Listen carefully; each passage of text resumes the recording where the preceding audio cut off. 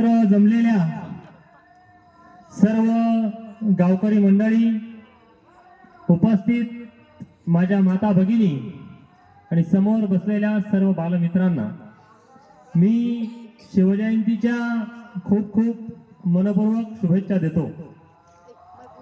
आज शिवजयंती खरोखर विचाराची शिवजयंती साजरी करत असताना मला या ठिकाणी ज्यांच्यामुळे येता आलं ते तुमच्या गावचे प्रथम नागरिक, आमचे मित्र, माजी सैनिक श्री कैलासराव पवार साहेब आणि उपस्थित सर्व गावकरी।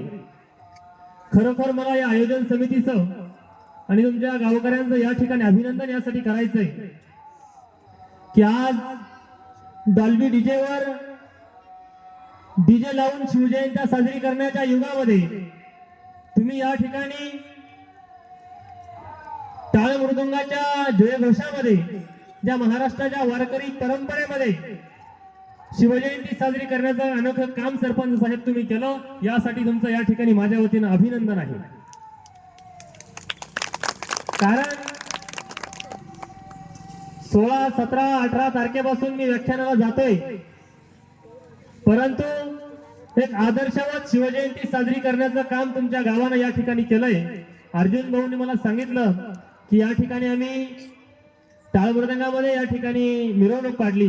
खरोखर ज्या भगवान पांडुरंगाची वारकरी परंपरा आहे त्या परंपरेने आपण या ठिकाणी शिवजयंती साजरी करण्याचं काम केलं, हे खरोखर या ठिकाणी अभिमानास्पद आहे। जे का रंजले गांजले त्याची मने झोपले, तो जी साधू ओळखावा देव तेथे जे जाणावा, असा दैवत्वाचा संदेश देणारे जगद्गुरु संत श्रेष्ठ तुकाराम महाराज। नातू कीर्तनाच्या रंगी ज्ञानदीप लावू जगे असं जगाला सांगणारे या महाराष्ट्राच्या वारकरी कीर्तन परंपरेत ज्यांनी पहिलं कीर्तन केलं आणि या महाराष्ट्राच्या वारकरी कीर्तन परंपरेची परंपरा त्यांनी पंजाब प्रांतापर्यंत नेऊन ठेवली। आजही पंजाबचा धर्मग्रंथ अभ्यासत असताना मला ज्यांची पदं पाहायला मिळतात ते संत श्रेष्ठ नामदेव महाराज। अरे ज्यांना संन्यासाची पोरं म्हणून हिनवलं गेलं, ज्यांना संन्यासाची पोरं म्हणून हिनवलं गेलं, ज्यांना या समाजानं वळीत टाकण्याचं काम केलं, परंतु ज्यांनी अमृतानुभव चांगदेवासाठी ज्ञानेश्वरी सारखे पवित्र ग्रंथ लिहिले आणि तुमच्या आमच्या जगाला या ठिकाणी पसायदान दिलं, ते संत श्रेष्ठ ज्ञानोबा माऊली। महाराष्ट्रातील मराठवाड्याच्या पैठण नगरीचे साधू संत श्रेष्ठ एकनाथ महाराज, ज्यांनी दिवसभर गावची घाण साफ केली आणि रात्री कीर्तन रूपी सेवेतून तुमच्या आमच्या सारख्या लोकांच्या डोक्यातली घाण साफ करण्याचं काम केलं, ते राष्ट्रसंत गाडगे महाराज। या सर्व साधू संतांना नतमस्तक होतो। ज्या मातेनं स्वराज्याला 2-2 छत्रपती बहाल केले, त्या राष्ट्रमाता राजमाता स्वराज्य संकल्प बाईसाहेब जिजाऊ।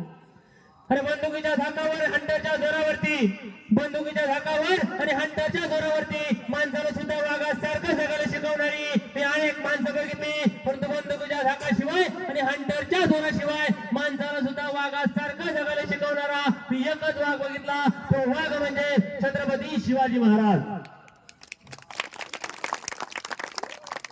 त्यांच्याविषयी मी आपल्याला समोर बोलणारच आहे। एक आदर्श पुत्र कसा असावा हे ज्यांनी ज्यांच्या कर्तृत्वातून या जगाला दाखवून दिलं। अरे बापाने मिळवलेलं साम्राज्य कमी न करता 1 नाही 2 नाही अवघ्या 4 पटीने ज्यांनी वाढवलं, आणि अवघ्या 14व्या वर्षी बुधभूषण सारखा संस्कृत ग्रंथ लिहिला, ते धर्मवीर छत्रवीर स्वराज्य रक्षक छत्रपती संभाजी महाराज। या सर्व महापुरुषांना मी नतमस्तक होतो।